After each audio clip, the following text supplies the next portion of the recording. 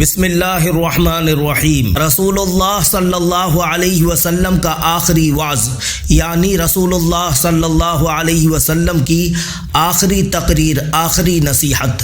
حمد و ثنا کے بعد ارشاد فرمایا، میں محمد بن عبداللہ بن عبد المطلب بن ہاشم عربی مکی ہوں، میرے بعد کوئی نبی نہیں آئے گا۔ لوگوں، میں بیمار ہوں اور عن قریب دنیا سے رخصت ہونے والا ہوں۔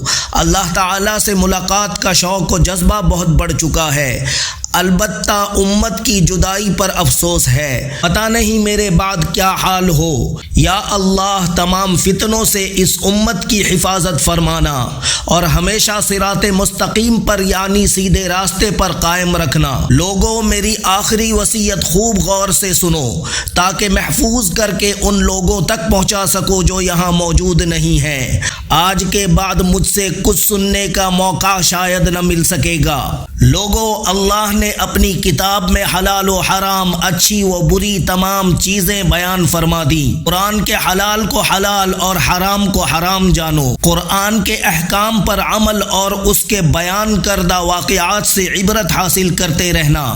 اس کے بعد آسمان کی جانب سر اٹھا کر فرمایا، یا اللہ، تو گواہ ہے، میں نے تیرا پیغام تیرے بندوں تک پہنچا دیا۔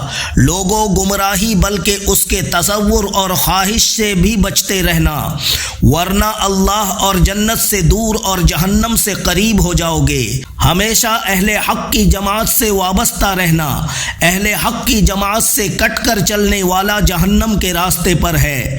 یا اللہ، تو گواہ رہ کہ میں نے تمام احکام پہنچا دیے۔ لوگوں، دین و امانت کے بارے میں اللہ سے ڈرتے رہنا، غلاموں کا خیال رکھنا، جو خود کھاؤ پہنو وہی ان کو کھلانا پہنانا، طاقت سے زیادہ ان سے کام نہ لینا، وہ بھی تمہاری طرح خون و گوشت وغیرہ سے بنے ہیں۔ خبردار، اگر کسی نے غلام پر زیادتی کی تو قیامت میں اس کے خلاف گواہی دوں گا۔ عورتوں کے بارے میں بھی اللہ سے ڈرتے رہنا، ان کے مہر ادا کرنا، ان پر ظلم و زیادتی نہ کرنا، ورنہ قیامت میں اپنی نیکیوں سے محروم ہو جاؤ گے۔ امراء و حکماء کی اطاعت کرنا، ان کی نافرمانی ہرگز نہ کرنا، اگرچہ تمہارا حاکم کوئی حبشی غلام ہی کیوں نہ ہو۔ مسلمان عادل حاکم کی اطاعت میری اطاعت اور میری اطاعت حقیقتاً اللہ کی اطاعت ہے، اسی طرح حاکم کی نافرمانی میری نافرمانی اور میری نافرمانی اللہ کی نافرمانی ہے۔ خبردار، ان کے خلاف بغاوت اور ان سے وعدہ خلافی نہ کرنا۔ لوگوں، میرے اہل بیت، حفاظ، قراء اور علماء حق سے محبت رکھنا، ان سے بغض و حسد نہ رکھنا، نہ ان کو طعنہ دینا۔ ان کی محبت دراصل میری محبت اور میری محبت حقیقتاً اللہ کی محبت ہے۔